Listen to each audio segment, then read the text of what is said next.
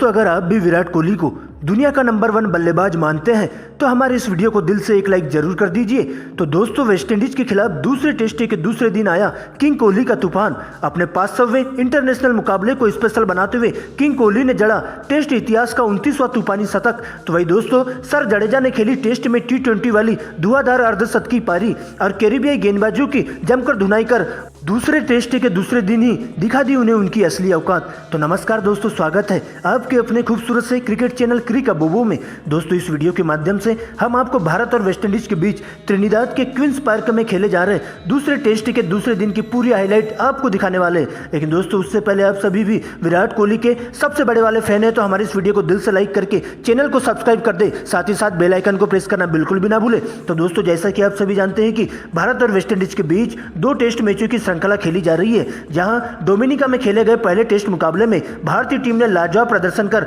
West Indies को एक पारी और 141 रनों से पूरी तरह से निस्तेनाबूद कर दिया था। तो वही दोस्तों हाल ही में दोनों ही टीमों के बीच सीरीज का दूसरा और अंतिम निर्णायक टेस्ट मुकाबला त्रिनिदाद के क्वींस पार्क में खेला जा रहा है, जहां भारतीय टीम की कप्तानी रोहित शर्मा के कंधों पर सौंपी गई थी। तो वही दोस्तों वेस्टइंडीज की तरफ से ब्रेथवेट कप्तानी कर रहे थे। दोस्तों जहां पहले दिन के खेल में वेस्टइंडीज के कप्तान ब्रेथवेट ने टॉस जीतकर पहले गेंदबाजी चुनी थी, तो वही दोस्तों टॉस हारकर पहले बल्लेबाजी करते हुए भारतीय टीम ने पहले दिन के खेल के समाप्त होने तक 4 विकेट खोकर 288 रन स्कोर बोर्ड पर टांग दिए थे। दोस्तों इस मुकाबले में विराट कोहली के क्रिकेट करियर का 500वां इंटरनेशनल मुकाबला था, जिसमें विराट कोहली 161 गेंदों में 87 रन, तो वही रविंद्र जडेजा 84 गेंदों में 36 रन बनाकर पहले दिन नाबाद थे। और पहले दिन के खेल में दोनों ही बल्लेबाजों के बीच 201 गेंदों में 106 रनों की अटूट साझेदारी हो चुकी थी। दोस्तों इससे पहले यशस्वी जायसवाल 57 रन, तो वही शुभमन गिल 10 रन बनाकर आउट हो गए थे, जबकि दोस्तों कप्तान रोहित शर्मा 80 रन, तो वही दोस्तों अजिंक्य रहाणे 8 रन बनाकर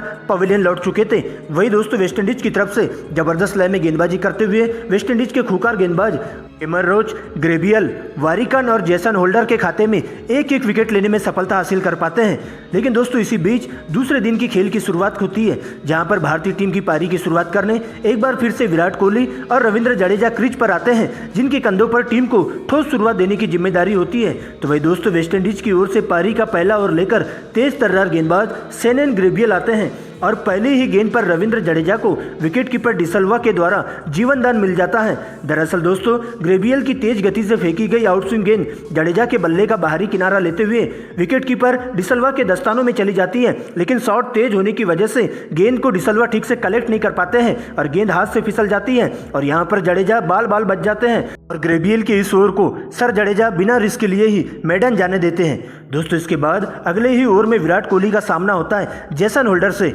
और पहली ही गेंद पर खूबसूरत सी कवर ड्राइव लगाकर 4 रनों से दूसरे दिन की शुरुआत होती है और इसी लय में दोनों ही बल्लेबाज आगे भी बल्लेबाजी करते हुए चले जाते हैं और वेस्टइंडीज के गेंदबाजों को विकेट के लिए पूरी तरह से तरसा देते हैं और 90 ओवर की समाप्ति के बाद टीम इंडिया 4 विकेट के नुकसान पर 300 रन स्कोर बोर्ड पर टांग देती है। धीरे धीरे विराट कोहली अपने 29वें शतक की ओर बढ़ने लगते हैं। तो वही दोस्तों दूसरे छोर से वेस्टइंडीज के कप्तान ब्रेथवेट भी वेस्टइंडीज के सभी गेंदबाजों को ट्राई कर पार्टनरशिप को तोड़ने की पूरी कोशिश कर देते हैं। लेकिन दोस्तों इसी बीच 92वां ओवर लेकर वेस्टइंडीज के भारी भरकम स्पिन गेंदबाज रहीम कार्नवाल की एंट्री होती है, जिनके हाथों में गेंदबाजी थमा दी जाती है और शुरुआत की 5 गेंदों को संभल कर खेलते हुए सर जडेजा अंतिम गेंद पर शानदार सी स्क्वायर कट करके गेंद को सीमा रेखा के बाहर 4 रनों के लिए भिजवा देते हैं और इस प्रकार 92 गेंदों में अपना 50वां पूरा कर लेते हैं। तो वही दोस्तों 94 ओवर में विराट कोहली का सामना होता है बाएं हाथ के स्पिन गेंदबाज वारेकन से, जो कि घातक गेंदबाजी के लिए जाने जाते हैं और अपनी पहली ही गेंद पर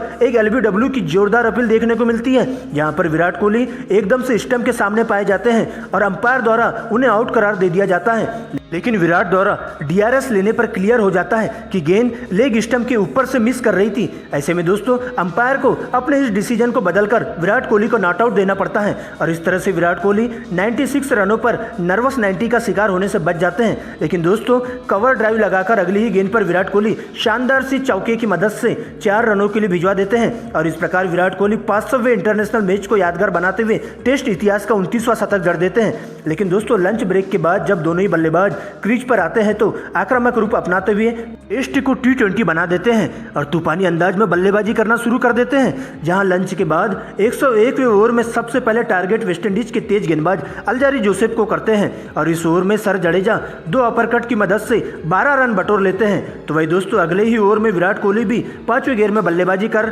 अपना विकराल रूप अपनाते हैं और जेसन होल्डर को back to back 2 reverse sweep लगा देते हैं और आगे भी दोनों ही बल्लेबाज आक्रामक रवैया अपनाते हुए वेस्टइंडीज के सभी गेंदबाजों की धज्जियां उधेड़ कर रख देते हैं और विकेट के लिए वेस्टइंडीज की पूरी गेंदबाजों को तरसा देते हैं और देखते ही देखते सर रविंद्र जडेजा भी अपने शतक की ओर बढ़ने लगते हैं। लेकिन दोस्तों इसी बीच 99वें ओवर में वेस्टइंडीज के बाएं हाथ के स्पिन गेंदबाज वारिकन भारतीय टीम के लिए काल बनकर आते हैं और आते ही 99वें ओवर में टीम इंडिया की सबसे बड़ी मछली विराट कोहली का शिकार कर जाते हैं, जहां 99वें ओवर की दूसरी गेंद पर विराट ने स्क्वायर कट लेग की दिशा में खेलकर 1 रन के लिए जडेजा को कॉल किया था, जहां अल्जारी जोसेफ ने नॉन स्ट्राइक हैंड पर डायरेक्ट थ्रो मार दी और विराट कुछ ही इंच से क्रीज से बाहर रह जाते हैं और इस प्रकार विराट कोहली के रूप में 341 रनों पर टीम इंडिया को 5वां झटका लग जाता है, जहां विराट कोहली 206 गेंदों में 11 चौकों की मदद से 121 रनों की पारी खेलकर पवेलियन लौट जाते हैं और विराट और जडेजा के बीच 159 रनों की जबरदस्त साझेदारी देखने को मिलती है। लेकिन दोस्तों विराट के आउट होते ही सर जडेजा का साथ देने टीम इंडिया के सलामी विकेटकीपर बल्लेबाज ईशान किशन क्रीज पर आते हैं और दोनों ही बल्लेबाज संभल कर खेलते हुए टीम के स्कोर को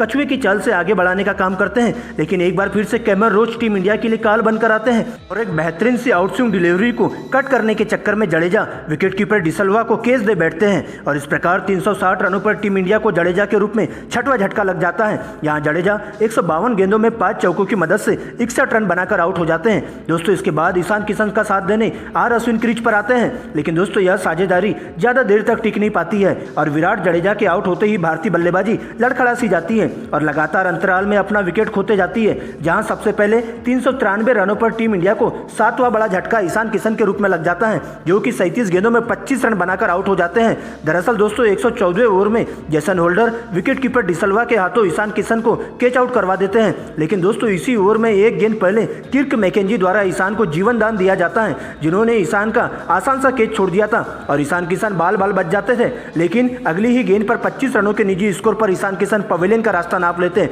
दोस्तों इसके बाद अश्विन का साथ देने उनादकट आते हैं। हालांकि अश्विन कुछ बेहतरीन शॉट जरूर लगाते, लेकिन 416 रनों के स्कोर पर टीम इंडिया को उनादकट के रूप में 8वां बड़ा झटका लग जाता है, जो कि वारिकन की बेहतरीन डिलीवरी पर विकेटकीपर डिसल्वा द्वारा स्टंपिंग हो जाते हैं उनादकट और उनकी 7 रनों की निजी पारी का अंत हो जाता है। और अब अश्विन का साथ देने मोहम्मद सिराज क्रीज पर आते हैं और दूसरे छोर पर अश्विन वेस्टइंडीज के गेंदबाजों का डटकर सामना करते हैं और बेहतरीन लय में बल्लेबाजी करते चले जाते हैं और देखते ही देखते अश्विन अपने टेस्ट कैरियर का 14वां अर्धशतक पूरा कर लेते हैं। लेकिन दोस्तों दूसरे छोर से विकेट गिरते जाते हैं और मोहम्मद सिराज बिना खाता खोले ही पवेलियन का रास्ता नाप लेते हैं। तो वही दोस्तों आखिरी विकेट रविचंद्रन अश्विन के रूप में गिरता है, जो कि 78 गेंदों में 8 चौकों की मदद से 56 रन बनाकर आउट हो जाते हैं और इस तरह से भारत की पहली पारी 438 रनों पर सिमट जाती है। जहां टीम इंडिया की तरफ से सबसे ज़्यादा 121 रनों की पारी विराट कोहली के बल्ले से देखने को मिलती है, तो वही दोस्तों जडेजा के खाते में 61 रन आते हैं, तो वही दोस्तों आर अश्विन 56 रन बनाकर आउट हो जाते हैं। और दूसरे दिन के खेल में इन तीनों ही बल्लेबाजों के अलावा